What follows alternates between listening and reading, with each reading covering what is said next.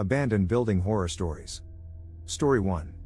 The abandoned building stood as a haunting reminder of its once bustling past. Its crumbling walls and broken windows seemed to exhale a chilling breath that sent shivers down the spines of those unfortunate enough to wander into its depths. The stories of its dark history whispered among the locals, and they knew better than to venture near. But curiosity can be a treacherous companion, and it drew a group of friends into the forsaken building one fateful night. Alex, Sarah, Mike, and Emily, lifelong friends bound by a shared love for the thrill of the unknown, found themselves irresistibly drawn to the decaying structure. It had been a playground for their imagination in their youth, but now it held a sinister allure. Ignoring the warnings and armed with nothing but flashlights and adrenaline, they ventured into the shadows. Their footsteps echoed ominously through the hallways, the silence broken only by the distant sound of dripping water. The air hung heavy with the scent of decay and the weight of forgotten secrets. Each step seemed to peel away layers of forgotten memories and untold horrors. Unbeknownst to the group, they were not alone in the abandoned building. Within its labyrinthine corridors, a malevolent presence watched their every move. For years, the building had been the hunting ground of a sadistic serial killer, a nameless phantom who had vanished without a trace. But his thirst for blood had not been sated, and the arrival of the group awakened his dormant desires. As they explored deeper into the building, the friends found themselves separated, their voices muffled by the building's oppressive embrace. Panic gripped their hearts, and the true horror of their situation began to take hold. Their flashlights flickered, casting eerie shadows that danced along the walls, as if mocking their desperate attempts to find one another.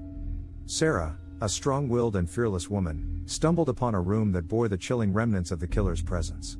Bloodstains stained the floor, and scratched messages adorned the walls like sinister graffiti. Fear clutched at her throat, but she pressed forward, determined to find her friends and escape the clutches of the malevolent force lurking in the shadows. Mike, a self-proclaimed skeptic, found himself caught in a trap laid by the sadistic killer. A noose tightened around his ankle, suspending him in the air, his oxygen supply dwindling with each passing second. Panic set in, and he desperately clawed at the rope, his eyes scanning the darkness for a way out. Just as he began to lose hope, a figure emerged from the shadows, a grotesque grin etched across its face. Mike's screams echoed through the building, lost in the vast emptiness. Emily, the sensitive soul of the group, had managed to find Alex, but they were far from safe. The killer's presence grew stronger with every step they took, his whispers creeping into their minds like a venomous serpent. Paranoia consumed them, turning friend against friend. In their desperation, they descended further into madness, unable to discern reality from the deranged figments of their imagination. In the depths of the building, Alex and Emily found themselves cornered, their backs pressed against a decaying wall. The killer materialized before them, his eyes gleaming with sadistic pleasure. Their cries for help fell on deaf ears, swallowed by the building's abyss. They were left to confront their impending doom alone, their fate sealed in the dark embrace of the abandoned building. Days turned into weeks, and the disappearance of the group of friends became another haunting tale whispered among the locals. The abandoned building stood as a silent witness, guarding its dark secrets with a malevolent glee. And as the years passed, the whispers of the killer's presence grew louder, drawing new souls into the clutches of its endless nightmare. The abandoned building would forever stand as a testament to the horrors that unfolded within its crumbling walls. The friends had unwittingly become victims in the sadistic game of the serial killer, their lives forever entwined with the darkness that lurked within. The building's halls echoed with their cries, forever haunting those who dared to listen, a chilling reminder that some horrors never truly rest. The abandoned building sat perched on the edge of town, its skeletal frame looming ominously against the gray sky. Its windows were shattered, allowing the wind to whistle through its hollow halls, as if mourning the darkness that resided within. It was here that Dr. Victor Magnus, a brilliant yet tormented scientist, had chosen to conduct his diabolical experiments. Dr. Magnus, a recluse with a mind bordering on madness, had become consumed by a dark obsession. He believed that the key to ultimate power lay in the creation of a black hole, a swirling vortex capable of devouring the world. Convinced that he alone held the power to reshape the fabric of reality, he had retreated to the desolation of the abandoned building, far from prying eyes. Story 2. The townsfolk whispered tales of strange noises emanating from the building's depths, of eerie lights flickering in the dead of night. Some said they had glimpsed unearthly shadows flitting past the broken windows, as if the very essence of evil had taken residence there. But fear kept them at bay, too afraid to confront the horrors that lurked within. A group of curious teenagers, emboldened by youthful naivety and a desire for adventure, decided to explore the abandoned building one moonlit night. Adam, the group's leader, had heard the rumors and saw an opportunity for excitement that couldn't be ignored. Sarah, Brian, and Lisa, though hesitant, followed him into the dark abyss. As they stepped into the dilapidated entrance, the air turned heavy and charged with an otherworldly energy.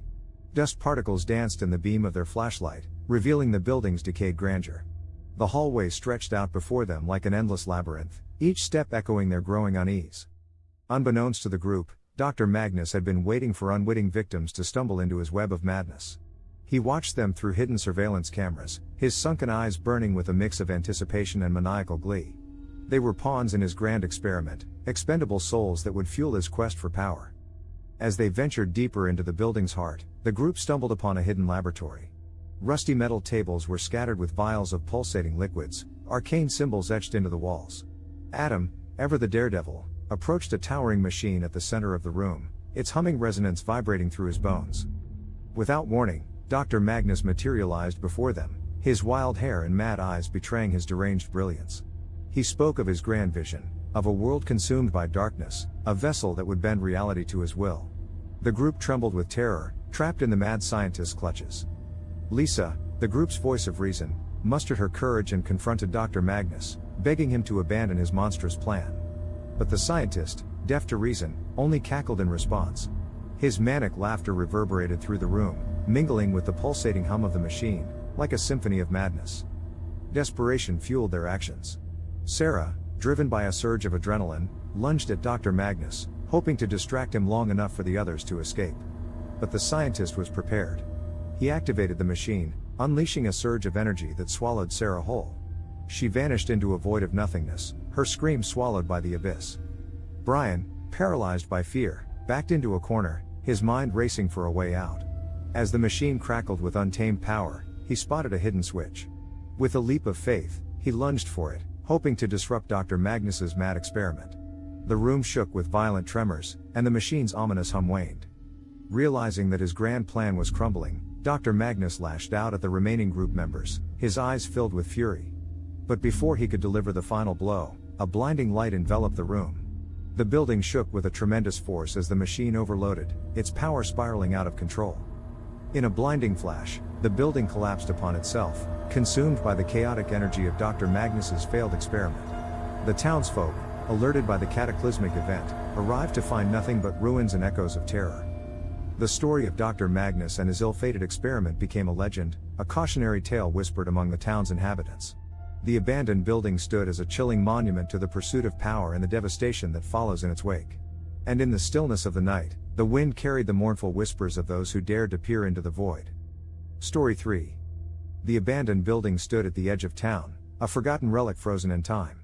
Once a place of bustling activity, it now lay in eerie silence, haunted by the echoes of a dark past. The air was heavy with the stench of decay, and the broken windows stared out like empty eye sockets, harboring secrets best left undisturbed. Little did the world know that within those decaying walls, an army of the undead awaited, hungering for the chance to conquer the living. A group of thrill-seekers, drawn by rumors of the building's sinister history, ventured inside on a moonless night. Jack, a young man with a taste for danger, led his friends Melissa, Josh, and Lisa through the creaking doors and into the heart of darkness. They were armed with only flashlights and adrenaline, unaware of the horrors that awaited them. As they stepped into the dilapidated entrance, a chilling wind whispered through the broken hallways, brushing against their skin like the breath of the deceased. Shadows danced on the walls, casting eerie silhouettes that seemed to move on their own accord. The friends pressed on, their hearts pounding in anticipation. Unbeknownst to the group, the building held a macabre secret. In the depths of its forgotten basement, an ancient curse had awakened, unleashing an undead legion. These creatures, once human but now twisted and malevolent, thirsted for the flesh of the living. Led by their merciless commander, General Kellerman, they lay in wait, eager to wreak havoc upon the world. As Jack and his friends ventured deeper into the building, the air grew heavier, saturated with an unholy presence. They stumbled upon a hidden chamber, its walls adorned with faded symbols and flickering candles. The scent of decay was suffocating, and the silence seemed to scream warnings in their ears. But curiosity consumed them, driving them forward. Within the chamber, they discovered an ancient tome, its pages yellowed with age and filled with forbidden incantations. Jack, the fearless one, could not resist the temptation. Against the pleas of his friends, he began to recite the incantation, unaware of the consequences his actions would unleash. With each word, The air crackled with malevolent energy. The ground shook beneath their feet as the very fabric of reality trembled. Suddenly, the chamber was engulfed in an eerie green light, and a portal to the netherworld opened before their eyes. From the depths of the abyss, General Kellerman and his undead army emerged, their rotting flesh and hollow eyes fixed upon the living intruders. A blood-curdling scream echoed through the halls as the friends realized the magnitude of their mistake.